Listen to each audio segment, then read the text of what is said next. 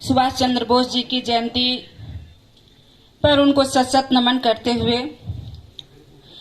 नेता सुभाष चंद्र सेवा संघ के सभी पदाधिकारी, मेंबर्स, मंच पर विराजमान हमारे गार्जियन बाबा गिरजा शंकर जी, गार्जियन हमारे अभिभावक स्वरूप मधुसूदन चचा जी, इस ढोरी एरिया के सम्मानित महाप्रबंधक महोदय और रीजनल के डॉक्टर साहब और सभी सम्मानित मंच और गायकर मंडली और संस्कृति, झारखंडी संस्कृति लेकर के आए हैं हमारे क्षेत्रीय झारखंडी नृत्य से, उनको भी इस कार्यक्रम में बहुत बहुत स्वागत। और इस नीचे बड़े जगह पर बैठे हुए हैं, मैं अलग अलग संबोधित नहीं करते हुए क्योंकि समय काफी हो चुका है, इसलिए सभी को, मेरे जितने भी हैं सभी को, और जितने मीडिया और अखबार पत्रकार भाई लोग हैं सभी का आज प्रयास है। रक्तदान महादान का शिविर लगाया गया है। नेताजी सुभाष चंद्र का भी बोस जी का भी पूर्ववक्ताओं ने बहुत चर्चा किए हैं कि इनका भी यही नारा था कि तुम मुझे खून दो मैं तुम्हें आजादी दूंगा। इनका और भी तो नारा था। ये बहुत ही गर्म दल के थे।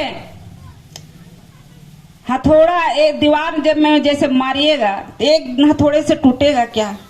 ये इतने उग्र और गर्म दल के नेता थे, अंग्रेजों को परेशान कर दिए थे। अंग्रेज इतना परेशान हो गए थे इनसे, महात्मा गांधी भी, जिनको हम लोग राष्ट्रपिता कहते हैं, हमारे राष्ट्रपिता भी इनसे परेशान हो गए थे। राष्ट्रपिता को भी इनकी बात मानना पड़ा। अभी भी जैसे हम लोग यहाँ इकट्ठा हुए हैं सभी दलों से है ना, इसी तरह उनमें भी नहीं थी राष्ट्रपिता और सुभाष चंद्र बोस में। वो शांत स्वभाव के थे, ये गर्म स्वभाव के थे। ये चाहते थे कि हम लड़के आंदोलन करें और बापू चाहते थे कि हम शांति से अपना आजादी ले लेंगे। तो ये जब उग्र हुए, अपना इतना इनका तेजस्वी बुद्धि और दिमाग, ये अपना सर्विस को त्याग दिए। जबकि ये पहला, अंग्रेज सोच रहे थे कि पहला इंडियन ऐसा बेवकूफ निकला कि इन्होंने इतना अपना पब्लिक सेवा को त्याग दिया। जो 4 वर्ष तैयारी में लगता था और 7 महीने में तैयारी करके आज एक ब्रिलियंट ऑफिसर बन के आया पूरे ऑल इंडिया का, ये अपना इस्तीफा दे करके आज ये राजनीतिक में आ गया। तो उस समय भी जैसे अभी हम लोग 2020 से कोरोना महामारी से जूझ रहे थे ना, इससे भी भयानक उस समय हम लोग इतिहास उठा के देखिएगा, उस समय इससे भी भयानक कोलेरा का जो बीमारी था उस समय महामारी का रूप ले लिया था। एकदम जहां तहां लाशें मक्खियों की तरह भिन भिना रही थी, कीड़े मकोड़े की तरह इधर उधर सबका शव पड़ा हुआ था। उसी समय नेता सुभाष चंद्र बोस बोले, सोचे अपना मन में कि अपना देश का हम सुधार करेंगे, अपना देश को हम स्वतंत्र करेंगे, यहाँ के एक एक नागरिक को हम जागरूक करेंगे और सार्थक बनाएंगे। इस तरह का बहुत सारा उनका कहानी है। और तब इनको क्या हुआ, फिर अंग्रेजों ने इनको नजर बंद कर लिया, जेल में सजा दे दी। उसी दरमियान जब किसी तरह से इनको जेल से जब ये छूटे तो ये इंडिया में नहीं, छुप छुपा के अपना विदेश में जाकर के रणनीति तैयार किए।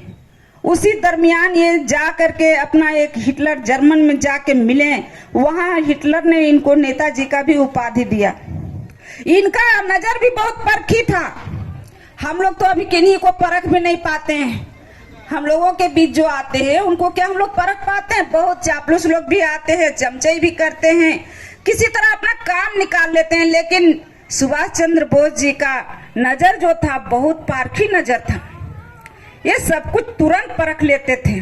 जब हिटलर से मिलने गए थे तो हिटलर अपना रुपया को भेजे, अपना डुप्लीकेट को भेजे, तो उन्होंने बोला कि मैं हिटलर हूँ।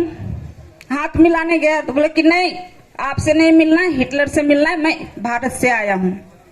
तो इसी तरह करते करते उन्होंने 3-4 आदमी को वहां से रिजेक्ट किए। लास्ट में हिटलर उठ के आते हैं हम लोग को बोलो क्या बात है ऐसे। तो बोले कि सर नमस्कार, मैं भारत से आया हूँ ऐसे करके। तब जाके उनको भी पता चला कि इनकी नजर और दिमाग कितना तेज और पारखी दिमाग के हैं ये। तभी वो उन्होंने इनसे दोस्ती किया, दोस्ताना संबंध बनाया और भारत पर स्वतंत्र आजादी दिलवाने का इन लोग एकजुट किए। संगठन जैसे अभी गठबंधन होता है ना हमारे झारखंड राज्य में चुनाव के लिए, उसी तरह इन्होंने उनके साथ एकता बनाई और जाके आजादी के लिए इधर लड़ाई। तो ज्यादा हम बातों को नहीं खींचते हुए, सभी लोग इतिहास जानते हैं इसलिए मैं दोहराना नहीं चाहती हूँ।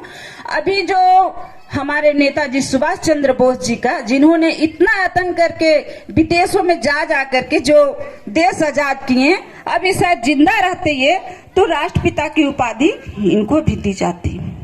लेकिन अभी ये जिंदा हैं कि नहीं है ये हम लोग नहीं कह सकते हैं, लेकिन समय काफी हो गया है, 100 वर्ष से ऊपर हो गया है, तो इसलिए हम लोग इस पर नहीं चर्चा करेंगे हमारे बीच हैं कि नहीं है। लेकिन सभी के जीवा में ये बसे हुए हैं, ये देह छोड़ के भले गए हैं लेकिन सभी के जीवन को सार्थक करके गए हैं। सभी लोग इनसे प्रेम करते हैं क्योंकि ये सभी से एक एक व्यक्ति से प्रेम करते थे, तभी तो आज इनकी जयंती मनाई जाती है आज के दिन 23 जनवरी को। और जब ये मास्को जा रहे थे तो ताइवान में एक एरोप्लेन क्रैश में इनकी मृत्यु हो गई। एक अखबार में ऐसा निकलता है, जो इतिहास हम लोग पढ़ते हैं अखबार में ऐसा निकलता है, कोई देखा नहीं है, कोई आज तक इतिहास ये साक्ष्य नहीं कर पाया है कि इनकी मृत्यु हुई है कि नहीं हुई है, क्योंकि अखबार भी ये चीज निकाला था 3-4 दिन के बाद निकाला था, उस दिन नहीं निकला था कि इनकी मृत्यु हो गई है एरोप्लेन क्रैश में, ये चीज नहीं निकल पाया था, बाद में निकलता है। और अभी भी कहते हैं अभी भी इनकी अस्थियां रखी हुई है रेंगो जी के मंदिर में, उनका अभी तक डीएनए का जांच नहीं कराया गया है कि किनकी अस्थि है। अस्थि का जांच होता तभी तो हम लोग मानते कि हमारे बीच में नहीं है। तो इसलिए हमारे पूर्वज, हमारे पुरोहित अभी जो चल गए हमारे बीच में है या नहीं है ये कहना हम लोग अभी संकोच में है, लेकिन इनको बहुत बहुत श्रद्धा सुमन अर्पित करते हुए और ये नेताजी सुभाष जी का पूरे संघ के पदाधिकारी और सारे सदस्य को धन्यवाद। जय हिंद, जय झारखंड। सुभाष चंद्र बोस अमर रहे। आग्रह होगा कि सभी कलाकारों का भी होना चाहिए, बहुत ही